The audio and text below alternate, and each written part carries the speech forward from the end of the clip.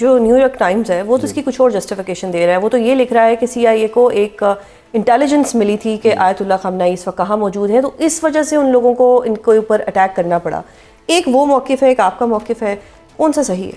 देखें, जो इमाम खamenei वाली जो आपने अभी नैरेटिव बताया है, उनकी मूवमेंट तो पिछले 1 साल से उनको पता है।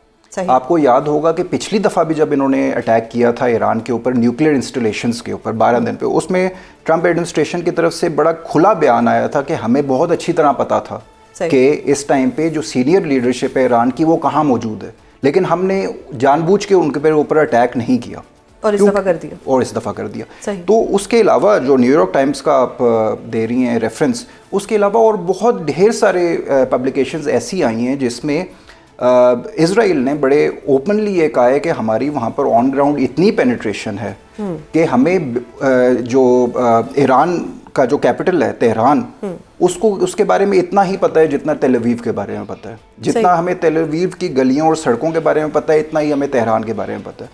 तो उनकी अब ये बात मानने वाली है कि उनकी ग्राउंड इंटेलिजेंस जो है वहाँ पर, जो उनकी जो इंटेलिजेंस फोर्सेस की जो मौजूदगी है, वो उनको काफ़ी इंटेलिजेंस देती रही, और उसके बाद वो जो टेक्नोलॉजी यूज़ करते हैं सही, और ये हमारी डे टू डे टेक्नोलॉजी है। अच्छा, ट्रंप तो अभी भी ये धमकी देते हैं कि जो नई क़यादत भी आएगी हम उसको भी टारगेट करेंगे, तो फिर तो ये जंग का सिलसिला चलता रहेगा जब तक ट्रंप की मर्जी की रजीम चेंज नहीं हो जाती। देखें, वो जो है बयानात में और जो ऑन ग्राउंड जो रियलिटीज़ होती हैं उसके अंदर हमेशा बड़ा फ़र्क होता है। अब जिस तरह आपने शुरू में कहा कि उन्होंने ये समझा कि ये ऑपरेशन जो है 5 दिन के अंदर कंप्लीट हो जाएगा, इसका ये मतलब था कि उनको ये आइडिया नहीं था उस टाइम पे कि ईरान की जो सिक्योरिटी फोर्सेस है उनकी कैपेबिलिटी क्या है। सही, ठीक है। तो इस टाइम पे अगर ट्रंप एडमिनिस्ट्रेशन ये कह रही है कि हम अगली जो क़यादत आएगी उसके साथ निगोशिएट नहीं करेंगे, तो अभी तो हमें नहीं पता कि अच्छा, आगे यूके ये भी कह रहा है कि ये जंग हफ्तों की नहीं महीनों तक चलेगी। क्या ये सस्टेन किया जा सकता है? जो इसका फॉल आउट आ रहा है, जो मईशत पे इसके असरात आ रहे हैं ओवरऑल पूरी दुनिया में, तो अगर ये महीनों तक जाती है तो क्या देखते हैं आप फिर? देखें, जब अगर ये महीनों तक जाएगी तो ये पूरे रीजन क्या, ये ग्लोबल इकोनॉमी के ऊपर भी बहुत बड़ा इसका इम्पैक्ट आएगा। उस इम्पैक्ट का बिजनेस एनवायरनमेंट और इकोनॉमी पे तो फ़र्क पड़ेगा ही, ऑयल प्राइसेस के ऊपर भी पड़ेगा, बिजनेसेस के ऊपर भी पड़ेगा, लेकिन उसके अलावा सिक्योरिटी के ऊपर भी बहुत ज़्यादा इम्पैक्ट पड़ेगा। अभी आप देखें US की बहुत सी ऐसी एम्बेसीज हैं, काउंसलेट्स हैं जो उन्होंने खाली कर दी हैं। बिल्कुल, नॉट जस्ट फ्रॉम पाकिस्तान, वहाँ पर तो 1-2 सिटीज़ की बात है, पूरे रीजन में उन्होंने बेसिकली, और ये एक किसी भी मुल्क के लिए ये एक अच्छा साइन नहीं होता। सही।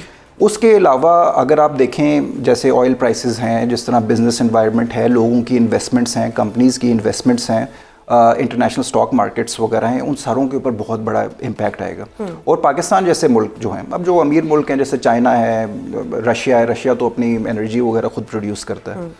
जो चाइना जैसे बड़े मुल्क हैं जो बहुत मैसिव एनर्जी यूज़ करते हैं, ऑयल बहुत ज़्यादा यूज़ करते हैं, गैस बहुत ज़्यादा, इट्स प्रोडक्टिव इकोनॉमी, जिनकी इंडस्ट्री है, जिनकी बहुत ज़्यादा प्रोडक्शन है, उनको बहुत बड़ा इम्पैक्ट पड़ेगा। और इसमें बहुत से ऐसे एनालिस्ट्स हैं वो इस चीज़ के ऊपर भी डिस्कशन कर रहे हैं कि चाइना का न्यूट्रल स्टांस कब तक न्यूट्रल रहेगा। क्योंकि ठीक है, हमें ये समझ आती है कि चाइना की फॉरेन पॉलिसी ऐसी है कि वो इंटरवीन करने के ऊपर बिलीव नहीं करते, वो डिप्लोमेसी को तरजीह देते हैं, लेकिन कब तक उनके इंटरेस्ट्स को अटैक किया जाएगा कि वो मैदान के अंदर नहीं आ जाते। अभी अगर देखा जाए तो जिस तरह ताइवान का इशू है, हांगकांग है, बहुत से ऐसे वन चाइना पॉलिसी है, अगर चाइना भी आप इमेजिन करें कि US पॉलिसी पे चल दौड़े इस टाइम पे, तो वो तो जाके अपने रीजन के ऊपर जाके सारे वो जो एरियाज हैं उनके ऊपर जाके अपनी मिलिट्री भेज सकता है। बिल्कुल। अभी तक तो कोई दुनिया में कोई इस तरह का अभी सिचुएशन नहीं है कि सारे के सारी तो सिक्योरिटी अपरेटस जो है वेस्टर्न,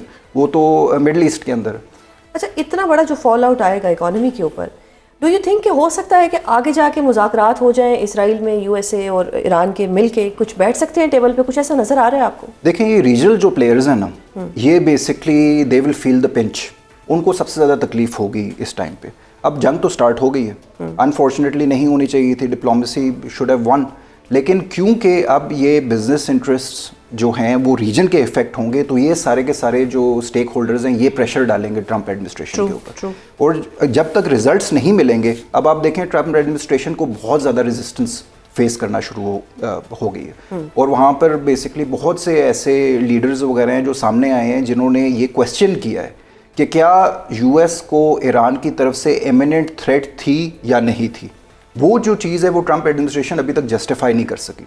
उनको एक विन चाहिए, वो बेसिकली ये विन उनको मिल सकती थी कि हमने जो टॉप लीडरशिप है उसको एलिमिनेट कर दिया, ठीक है। उसके बाद still there is no justification. Justification तो फिर भी नहीं है ना, उन्होंने तो जो अपनी जो मागा बेस है उसको कोई ना कोई जस्टिफिकेशन तो देनी है। अब वो इस चीज़ पे बिलीव नहीं करते कि उन्होंने कांग्रेस को जस्टिफिकेशन देनी है। अभी नवंबर के अंदर मिड टर्म इलेक्शंस आ रहे हैं जो कि डिफाइन करेंगे कि अगले 4 साल रिपब्लिकन्स के होंगे या डेमोक्रेट्स के होंगे। अब जो दोनों साइड्स हैं, जो डेमोक्रेट्स हैं और रिपब्लिक्स हैं, वो दोनों नवंबर की तरफ देख रहे हैं। सही है। और उसमें जो डेमोक्रेट्स हैं उनके पास बहुत ज़्यादा मवाद आ गया है ट्रंप एडमिनिस्ट्रेशन के अगेंस्ट। और जो लॉबीज़ हैं वहाँ पर सिर्फ इजरायली लॉबी नहीं है, वहाँ पर बेसिकली मिडिल ईस्ट की जो GCC कंट्रीज़ हैं उनकी भी बहुत स्ट्रॉन्ग लॉबीज़ हैं। उन्होंने बहुत ज़्यादा इन्वेस्टमेंट्स जो हैं वो प्रॉमिस की हुई हैं। जो सऊदी है उसने तो $1 ट्रिलियन कहा हुआ है कि हम इन्वेस्ट करेंगे US के अंदर। विद दिस सिचुएशन, जो सिक्योरिटी सिचुएशन इतनी ख़राब है, उसमें क्या ये कंट्रीज़ या फिर ट्रंप एडमिनिस्ट्रेशन ये अफोर्ड कर सकती है कि GCC कंट्रीज़ कहें कि जो हमने आपके साथ जो इन्वेस्टमेंट के वादे किए थे वो हम पूरे नहीं कर सकते, हमारी तो इकॉनमी तबाह हो गई। अच्छा, आपने सऊदीया की बात की। डू यू थिंक कि पाकिस्तान कोई सालसी का किरदार जो अदा कर रहा था सऊदीया में और ईरान में, उसमें कामयाब हो गया? देखें, पाकिस्तान का रोल इम्पॉर्टेंट इसलिए रहा है कि पाकिस्तान एक रीजन के अंदर एक बड़ा इंपॉर्टेंट प्लेयर बन गया। अब इस तरह की जो सिचुएशन है जो पिछले 1-2 साल से अगर आप देखें, जैसे ट्रंप एडमिनिस्ट्रेशन आई है, उसमें जो इंटरनेशनल रूल्स बेस्ड ऑर्डर जिसको हम हिस्टोरिकली पिछले कुछ 40-50 साल से देख रहे थे सेकेंड वर्ल्ड वॉर के बाद, वो इन क्वेश्चन आ गए। और उसको क्वेश्चन सबसे ज़्यादा US एडमिनिस्ट्रेशन ने किया। उन्होंने बेसिकली ये आगे से कॉन्सेप्ट उन्होंने प्रेजेंट किया है कि ये जो ऑर्डर था अब ये ऑब्सोलीट हो गया, अब एक हमें नया ग्लोबल ऑर्डर चाहिए। उसके अंदर उन्होंने नेटो को भी क्वेश्चन कर दिया है, उन्होंने UN को भी क्वेश्चन कर दिया है, उन्होंने इंटरनेशनल जितने भी इदारे जो खुद बनाए थे उनकी जो वायबिलिटी है उसको उन्होंने इन क्वेश्चन ले आए हैं। उसकी वजह से जो रीजनल जो प्लेयर्स हैं या फिर रीजनल जो ग्रुपिंग्स हैं वो स्ट्रांग हो गई हैं। आप देखें, जो अगर आप मैप को अगर देख लें उसमें 80% जगहों पे तो जंगें चल रही हैं।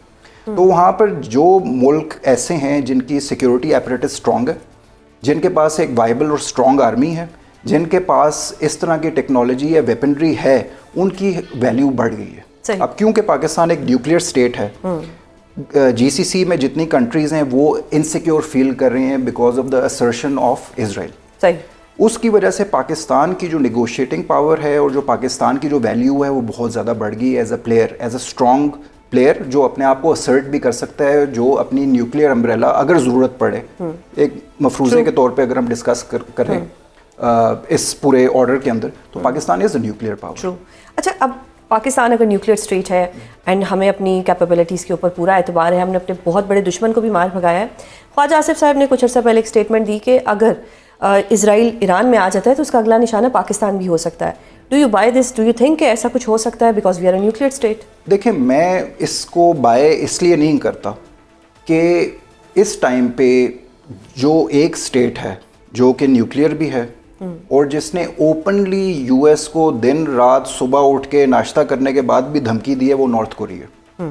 अभी तक नॉर्थ कोरिया की तरफ ना किसी ने देखा है और अब तो मीम्स और इस तरह के वो सोशल मीडिया पे नज़र आ रहे हैं कि उनके जो प्रेसिडेंट है रोज़ वो बोर बैठे रहते हैं कि यार पूरी दुनिया में जंग हो रही है, मुझे कोई लिफ्ट नहीं करा रहा है। इस टाइम पे जो इस टाइम पे इंटरनेशनल ऑर्डर चल रहा है उसमें वो कंट्रीज़ जिनके पास इस तरह के वेपन्स ऑफ मास डिस्ट्रक्शन है, आई पर्सनली डोंट थिंक कि कोई उनको अटैक करना चाहेगा।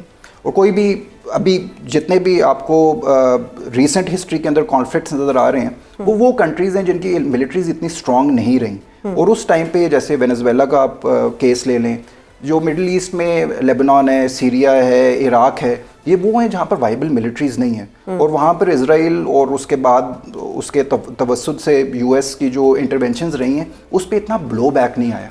और यही एक ओवर कॉन्फिडेंस था जिसकी वजह से उन्होंने ईरान के ऊपर भी अटैक कर दिया।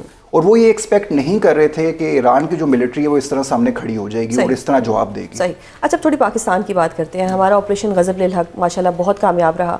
हमने जो टारगेट्स थे वहाँ पे हमने उनको निशाना बनाया, अचीव किया।